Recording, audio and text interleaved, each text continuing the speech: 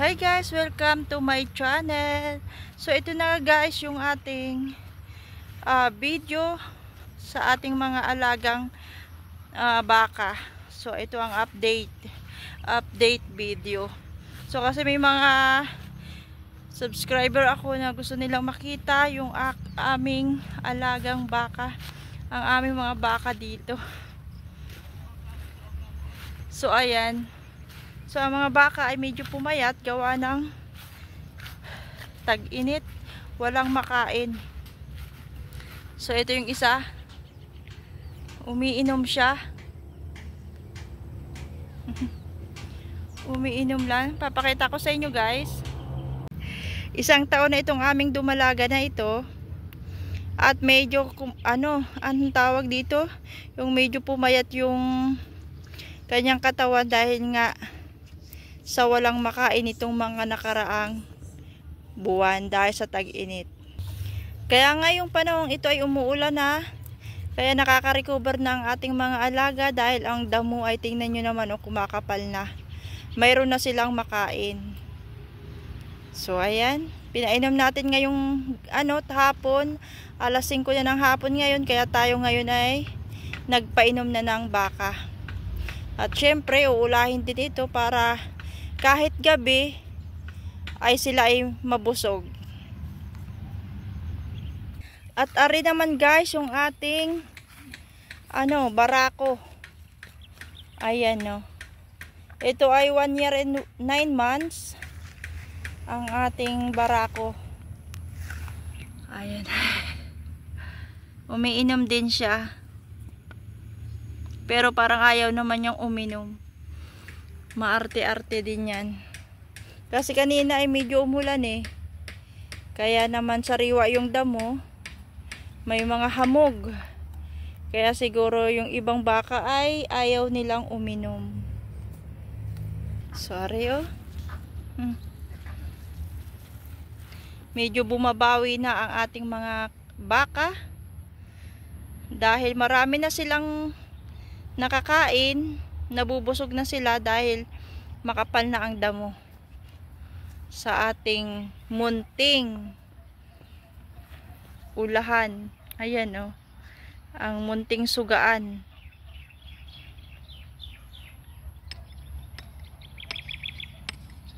Suga pa more. Ayan ang pangalan niya guys ay si Primo.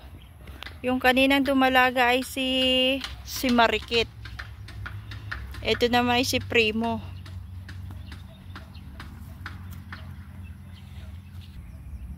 Yan yung aking magsusuga. Magsusuga ng baka. Ayan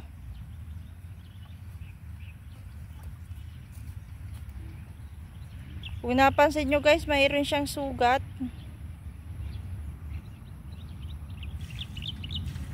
Pero wala naman siyang uhod. Magaling din naman yan guys. Kapag namaga ang kanyang sugat ay gagamutin natin. Kasi minsan pag yan ay nagkaroon ng uhod ay lalaki yan. Lalaki ng lalaki guys. Pero kapag nagamot naman yan ay mabilis lang naman yan gagaling. Ito guys ang sinasabing budget meal. Pwede mo yan ay pang fattening. Patatabain mo at syempre lalaki pa rin yan habang tumataba. Tapos ibebenta natin kapag ito ay naging puno na ang katawan, ay ibebenta natin. At bibili ulit tayo ng panibagong pang fattening. At ito yung sinasabing bakang kapalin. Kapag napataba ninyo ito, ay siguradong kikita kayo. Hindi katulad guys nung mga nipisin ang katawan ng baka, yung mga tilusin ng puwitan, ang hulihan. Yun ay mahirap patabain yung mga maninipis ang katawan. Kahit nakailang feeds na kayo, mahirapan kayong patabain. So ito kahit hindi siya malahi guys, basta makapal ang katawan, makapal ang hulihan, talaga naman kikita kayo guys. At hindi nito guys sasayangin ang feeds kahit kayo ay mamuhunan doon. Ito nga guys, oh, hindi pa namin yan finipage dahil hindi pa naman yan pambenta. Pero tingnan nyo naman ang katawan, kapal, 'di ba? Yan ay nagutom pa yan nitong nakaraan linggo dahil nga guys ay tayo'y uminit ng uminit, ay ang damo natin ay natuyo. Pero ngayon ay makapal na guys ang damo. So 'di ba? Ang kapal pa rin niya guys. Hindi pa yan kumakain ng feeds. Lalo na siguro kung i-feeds natin to, pero hindi pa natin to pakakainin. Gawa ng hindi pa naman ito ibebenta. Ito naman guys ang ating mga inahin. Ito yung isang bisero natin na dumalaga. Ayan. Mabait ito guys, oh. Ating dumalaga. At yung inahin na may bisero, wala pang 1 buwan guys yung bisero niya.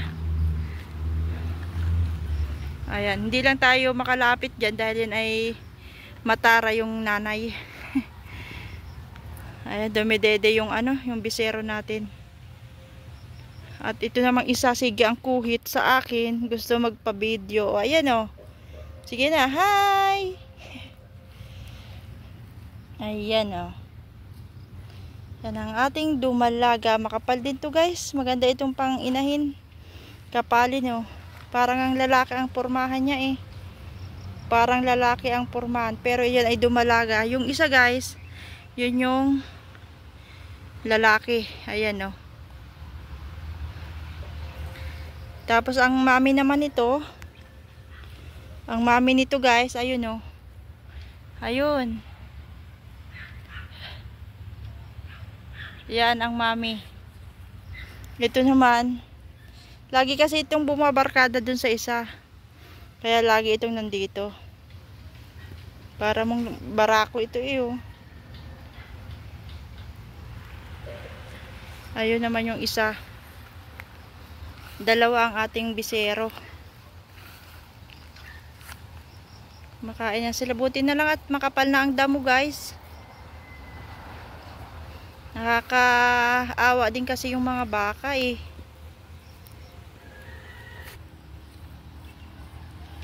Kapalin ito guys, itong ito, itong dumalaga na to.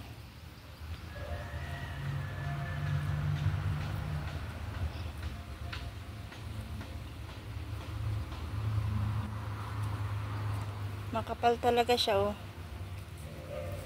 Medyo nangangayayat lang yung isa. Yung isang bisero gawa ng guys. Hindi siya makadede doon sa isa kasi ang laki nung niya, dede. Kaya pangit din kapag malaki ang dede ng inahin. Kasi nahihirapan yung bisero. Yung nasa may bandang unahan guys, tayo mo malaki. Hindi niya kayang didihan yung sa may unahan. Kaya doon sa may hulihan lang ang nakukuhaan niya ng gatas. Kawawa nga eh. Pero pag laki-laki pa nito, pag gulang-gulang nito ay siya naman ay makakadede rin naman siya doon. Kaya medyo pumapayat pa itong ating biserong lalaki. So ayan guys ang update sa ating mga alagang baka. Please like and subscribe to our channel guys. At visit po sa Facebook natin. At follow na rin po. Follow po kayo. Nag-a-update po rin ako doon. Nag-a-upload din ako ng mga presyo ng baka sa ating Facebook.